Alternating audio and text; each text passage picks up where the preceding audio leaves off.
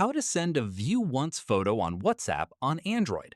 This tutorial shows you how to send a photo that disappears after it has been viewed once.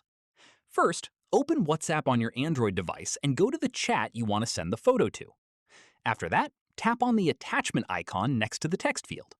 From there, tap on Gallery to select a photo from your device. At this point, select the photo you want to send.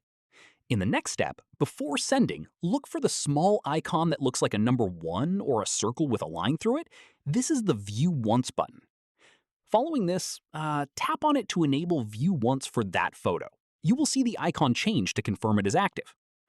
Once done, tap Send to deliver the photo. From here, once the recipient opens the photo, it will automatically disappear and cannot be opened again. Finally, keep in mind that WhatsApp will notify you once the recipient has viewed the photo, so you'll know exactly when it was seen. And that's it. If this WhatsApp guide helped you send a view once photo, give it a like, subscribe for more WhatsApp tutorials, and tap the bell icon for updates. See you in the next one.